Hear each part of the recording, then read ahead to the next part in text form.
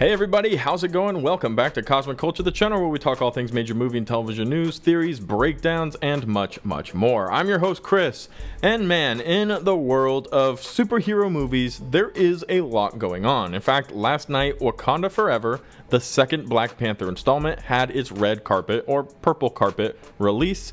Also, we have all of this new DC news that we need to cover and go over. They are changing to DC Studios from the DCEU or even DC Universe, which has been referred to recently. And it seems like they've gotten their presidents, their leaders, their Kevin Feige equivalent. And Kevin Feige himself has talked about James Gunn, who is filling one of these roles, and his commitment still to Marvel. On top of that, we have an exclusive Black Panther clip, which we'll be playing for you in just a second here, and a lot more conversation to come. So, if you love to stay up to date on all of the most recent updates for superhero movies, DC, Marvel, you gotta get the picture. Be sure to subscribe and turn on that notification bell so you don't miss out on any of the other updates coming daily here on the channel. You can also follow me on my other socials, and I'd like to invite you to check me out on Instagram at Chris M. Rosser and Twitter at TheCultureChris. Links to both of those are in the description down below. So, as I mentioned, there is this exclusive clip for Wakanda Forever, which has now been released, or leaked, I suppose. It's a recording of it. Go ahead and check it out.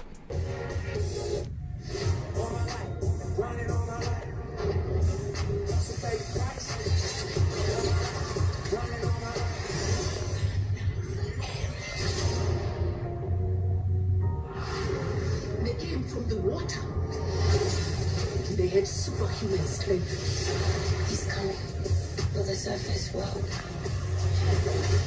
That can't be good.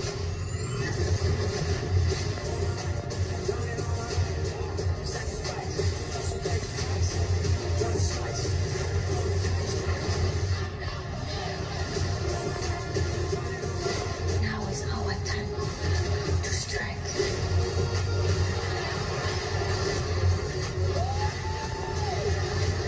Show them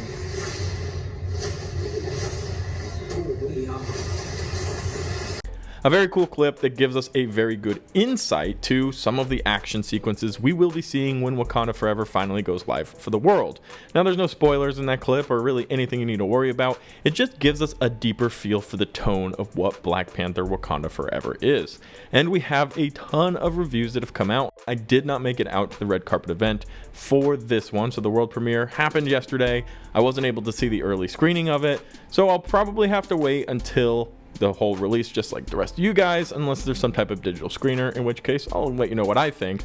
But the internet is raving about this movie. So far, all the YouTubers, insiders that I know who have gone have said very, very good things, not only about the emptiness of Chadwick's role of the Black Panther, but the wholeness of everything else around it. Now, if that can make sense to you, it's something that is very exciting and worth chatting about. It's something that is definitely merit of depth, which in phase 4, we may have been kind of missing.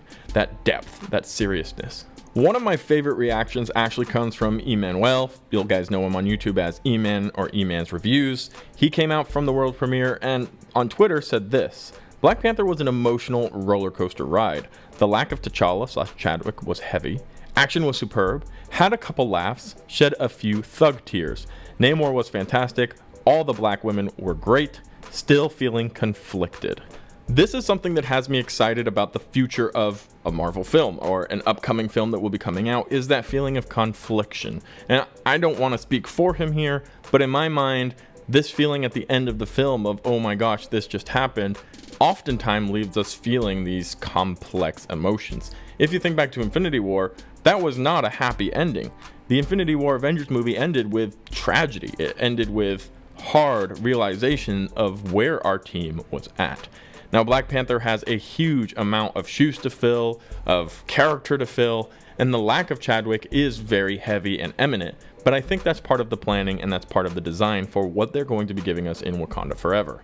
Also, with that being said, it seems that there is very good action and that the story does build into something huge moving into phase 5. Now, phase 4 will officially end with the Guardians of the Galaxy special releasing later on this year, and then we'll be moving into Ant-Man and the Wasp: Quantumania, whose trailer did just drop and proves to also have that depth, that complexity, and that story building. I don't want to speak too soon, but from what we're seeing, hearing, and the trailers we've been given, it seems like, I'll say, Marvel is back. Now, I'll say that for you guys because many people are feeling that Marvel's fallen off, or haven't necessarily enjoyed this building phase, which has been phase 4. They're establishing new rules, they're establishing new characters, universes, variants, Disney Plus series and special presentation. All of this stuff was testing and building, so now that we're moving into phase 5, we have a better idea of how Marvel is going to be doing things, and that whole parameter has been set by Kevin Feige and the crew. Now, hopefully the depth and the connection from these movies will start having greater depth and greater connection. And with Wakanda Forever, it seems like we really are taking that first step in stride. And even with the holiday special for Guardians of the Galaxy, we know that James Gunn has talked about how important that's actually going to be moving into Volume 3 of the Guardians of the Galaxy. Now, since we're talking about James Gunn and the Guardians of the Galaxy, I'd like to transition over to James Gunn potentially being the leader now moving into DC Studios. There's a lot of different reports going around about exactly what's happening with DC Studios and who will be running it, but even Kevin Feige has come out and spoke about James Gunn joining DC Studios, saying he's got a lot of work to do for Marvel between now and May, which he is well aware of. But after that, I'll be the first one in line to see anything he does. Now that is in reference to James Gunn jumping over to the DC Universe, to DC Studios now, and that's completely something that I am excited for. James Gunn took over with Suicide Squad, the remake, Peacemaker, both phenomenal projects that, coming from the caliber of what DC was releasing, not everything had such great production. Not everything was, oh my gosh, greatest show ever just came from DC, greatest movie ever just came from DC. There's been a lot of lapse of continuation,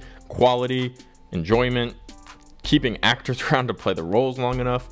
But now with Black Adam out and the big reveals that came from that, it's time for us to maybe start looking towards the future, which is exactly what Warner Bros. Discovery is doing by hiring James Gunn and Peter Safran as co-chairman and chief executive officers of DC Studios, which means they will be overseeing the overall creative direction of the DC universe across film, TV, and animation under a single banner. This is fantastic. This is the Marvel Studios approach. Kevin Feige is in charge of everything that happens. He reports to Disney, but if it happens in Marvel Studios, Kevin Feige has something to say about it. He's even managed to get himself into the offices at Sony for the Marvel projects to help give his advice over there as well, even though that doesn't really fall under his umbrella of power. That's how influential Kevin Feige has been for Marvel Studios, for the MCU. He really is the guy.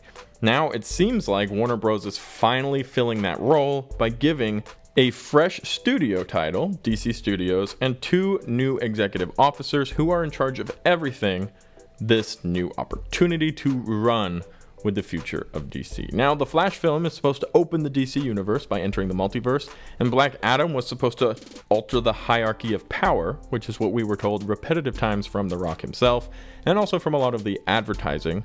So here we are. A new leaf is about to be turned, but James Gunn isn't dropping ship just yet, as Kevin Feige reminded us he's going to be quite busy with Guardians of the Galaxy until May. He's also going to have to do interviews. He's got a lot of other things that have to come around the corner. We still don't have a trailer for this film. So a lot of different pieces that need to be put together for the Marvel side before he returns to DC after having left Marvel the first time, going to DC, then going back to Marvel, and now returning as a executive of DC Studios. A lot of exciting things are happening. Black Panther: Wakanda Forever seems like it is going to be an absolute blast. I've loved a lot of the reviews that have come out, and I'm excited to watch that myself. And of course, always as a fan of DC, I have hope that the DC Studios, I suppose, will be able to finally quench our thirst for good DC content.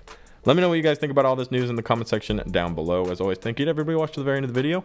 If you haven't already, consider subscribing and turning on that notification bell, and I'll be sure to catch all of you guys in the next one right here on Cosmic Culture.